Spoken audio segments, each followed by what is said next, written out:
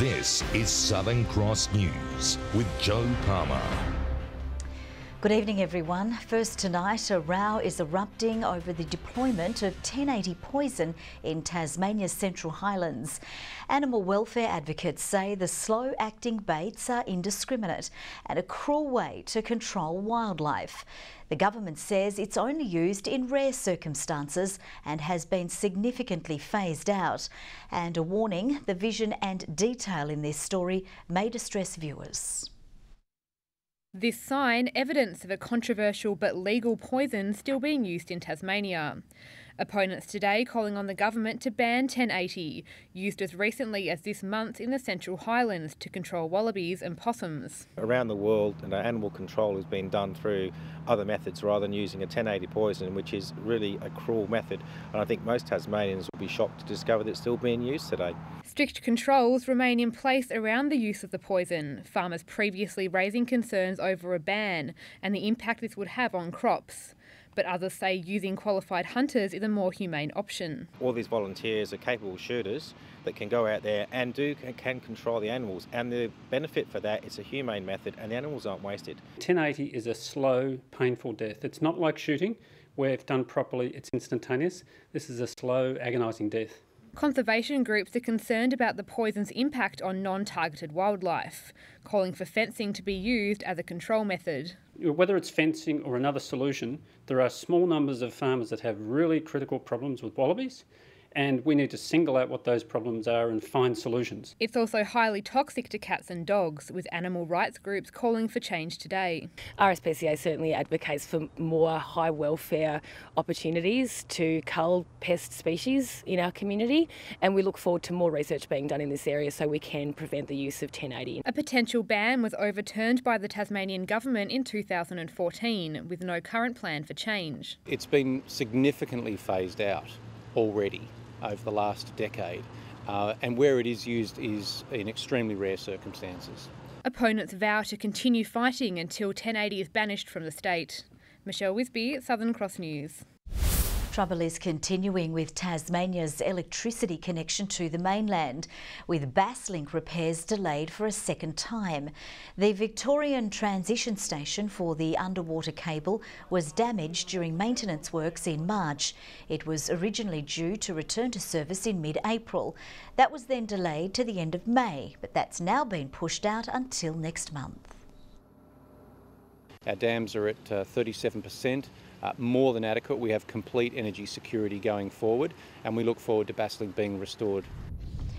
Basslink saying the delay was due to logistics and scheduling problems beyond its control. A North Hobart man charged under a West Australian child pornography sting has today been sentenced to 13 months in prison.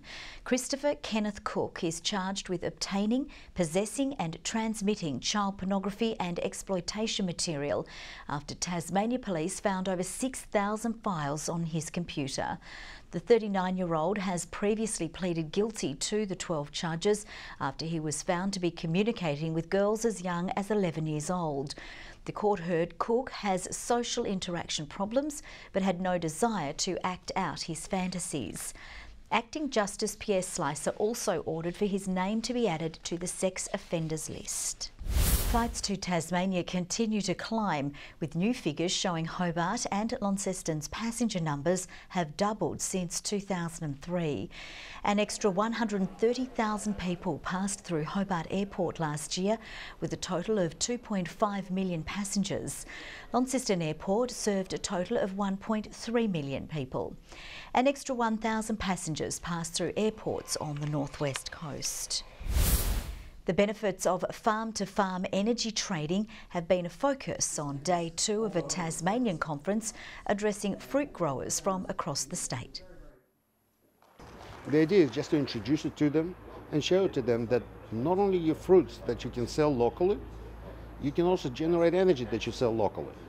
The energy that is generated on a farm that goes as an excess, once it's covered all their own personal needs, is then sold to the local school. A cooperative would use the existing Tas Networks infrastructure to transfer the energy around the state wherever it's needed.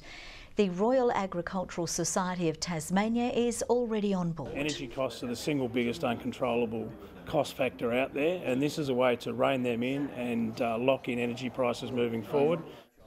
The annual Tasmanian Fruit Growers Association conference wraps up tomorrow. The long clean-up from the Hobart floods continues, with a massive number of repair jobs stretching local tradies. But as well as the damage suffered by homes and businesses, sporting clubs are also facing disruptions. 2 weeks on from the Hobart storms, a muddy mess remains next to the Newtown rivulet. Floodwaters leaving a thick sludge over the playing surface of Queen's Walk Oval. This ground does tend to get closed more often than others, but we had no idea that this was going to be as devastating as it was. The council-owned facility is expected to be out of action for weeks, with the pitch potentially needing resurfacing.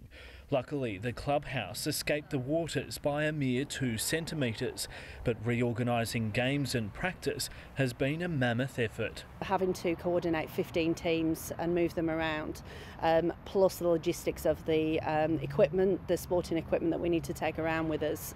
The Hobart Zebras expecting to submit an application for RACT insurance community grants, with a funding pool of $20,000 announced today for flood-affected sport and community organisations. It's really about identifying those projects that community groups have been impacted by as a result of the storm and the flooding, and what we can do to get them back on their feet as quickly as possible.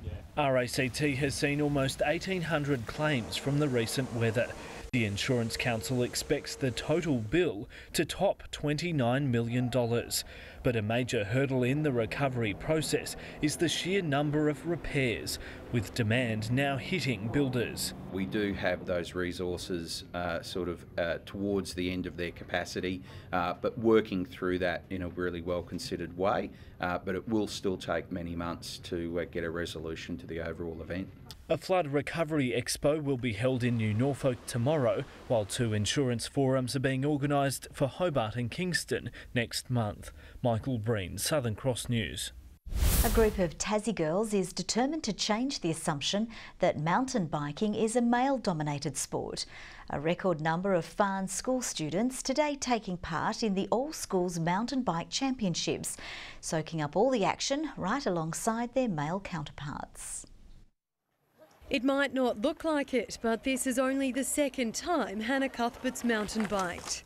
I think actually getting down the course was a pretty big achievement for me because I just went out here and gave it my best today, yeah. Despite the sport dominated by males, the grade 9 Farn student and her peers gave it a red-hot crack at the All Schools Mountain Bike Championships. On the first lap I was thinking, all right, get my lead, you know, and then on the second lap I was thinking, oh God. On the third lap I was like, okay, this is the last one, I can do this. 43 of them furiously pedalling their way around these tracks today, compared with just 10 of them taking part at last year's event. But they're pretty proud of themselves, but yeah, they're mixing up with the boys. Because boys might be faster and stronger at some things doesn't mean girls can't be as well. The students, just some of the 400 soaking up all the thrills and the spills. Schools travelling from across the state to join in on all the action. Some of the girls definitely showed that today, that they can definitely be competitive against the boys and even beat them. Oh, definitely the growth of mountain bike tracks around the state has definitely made a big difference to the participation numbers in the sport. And it's just going to keep growing, I'm sure. And while there might be a few scuffed knees tonight, students can now start gearing up for next year, with the championships expected to be held again in Glenorchy. Working with your teammates and cycling next to each other, and it's absolutely great fun. Louise Hedger, Southern Cross News. Members of Australia's blind cricket team have introduced Tasmanians to the sport during a clinic this afternoon. An audible ball is used in the game, which was invented in Australia in the 1920s by visually impaired soldiers returning from World War I. Play. And when I get out on the field of blind cricket, I feel absolutely normal, and I love that experience, and I'm wanting to give these children that same opportunity. Ray Moxley says a domestic league for the sport is likely to be introduced in the coming years. The sport has 300 registered players in Australia. Nearly 8 Australians a day take their own life, and it's this statistic that has prompted a national fundraiser. 300 fitness venues across the country, including 5 here in Tasmania, will have their treadmills in action for 24 hours in the hope of preventing suicide. Devonport's John Clark is one of thousands hitting the treadmill, raising funds to stop suicide. 10 years ago, the father of 3 alarmingly found himself planning his own death. Wasn't really coping with work, didn't really feel like I was performing. In the end, I realised that the problem was basically me. I was the common denominator, and that to relieve everyone's burden of having me about, I decided that the only thing I could do to stop the pain was to take my life. At 48, John's a far cry from his former self, attributing a large part of that to staying fit. Exercise, getting your cardio, getting your strength stuff going, it really plays into your mental health. Getting that shot of dopamine, getting those endorphins happening, it really is like free medication for your mental health. Leah from Hobart will walk for 24 hours after her father attempted suicide on Boxing Day. Luckily, he's okay. But yeah, it's really tough, and you sort of don't realise how hard that is, let alone I've dealt with mental health myself and other people, and I'm just very passionate about spreading awareness. 300 Anytime fitness clubs across Australia are taking part. This is the second year that we have participated in the challenge, but we've got more registered this year than we did last year, so that's fantastic. And we've also received plenty of support on social media. The more we can talk about it, the better, so that people can actually reach out and get help when they're experiencing those thoughts. The event has already raised $220,000 and spots are still available online. You can walk, dance, run, whatever takes your fancy. Jessie Gilmore, Southern Cross News. And if you or anyone you know needs help, please call Lifeline on 13 11 14. Now a look at the day's business and finance news with thanks to Tasplan, your local super fund. The Australian share market has closed flat amid a lack of domestic and international news to give investors direction. The ASX 200 index has dropped by 4.3 points. A short time ago, the Australian dollar was trading at 75.57 US cents and 109.24 New Zealand cents. North Hobart may have enjoyed its first TSL win, but a mammoth challenge awaits this week when the side hosts Launceston. The Blues coach is confident but a little cautious as his side carries injuries. It's a David and Goliath encounter, but Sam Lonergan isn't sure what to expect from a Demon side, which has now graduated to the winners list. You're not always 100% sure of a coach is what's going to turn up. You can get a really exciting team that just feel they're going to win, or you get a team that's flat and sort of does the opposite. One thing you can be sure of, the Blues will be hungry after that big loss to the Northern Bombers, despite missing Jay Blackberry with an ACL injury. An injury you just don't want to see in footy, and unfortunately we've got that on the weekend.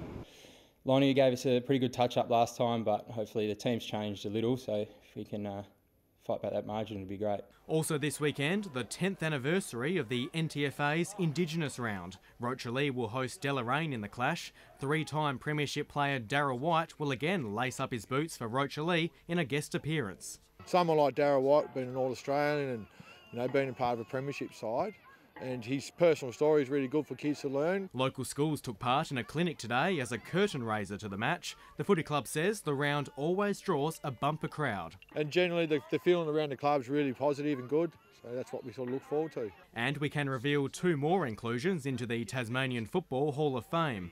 Georgetown's Luke Crane will receive the accolade after being named the SANFL's best and fairest while playing for Sturt in 2008. And Launceston's Mitch Lefevre, who boundary umpired last year's AFL Grand Final. A big weekend of local basketball has begun. The Hobart Chargers are currently hosting the Ballarat Miners at the Deck, while tomorrow night, Northwest Thunder guard Mason Bragg will shift his focus back to the Seaball after chasing an NBL call-up during the week.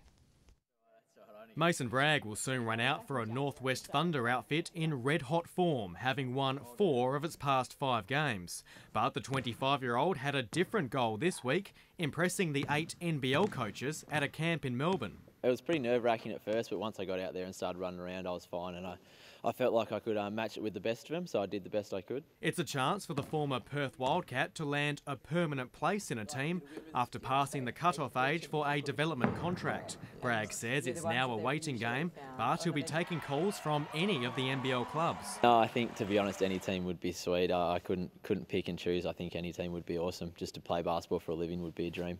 His task tomorrow night is to take down the Miners, who narrowly beat the Thunder in round 3. The boys have been playing really well. We've got a young squad and we've just finally started to click together now, so we're on a bit of a roll. Someone else who was on a roll, the Launceston Tornadoes' Ellie Collins, slotting into the centre role in place of the injured Michaela Ruth. It's definitely been a challenge playing the centre. I'm out of position and I'm quite small, but it's been a good challenge and a good opportunity. The 19-year-old recently enjoyed a season-best 27 points against Albury. I mean, every week I'm coming up someone bigger, someone stronger, but yeah, it's a good challenge and I've really enjoyed it. Tip-off for the Tawns is 6:30 at Elfin Stadium tomorrow night, 7:30 for the Thunder in Ulverston.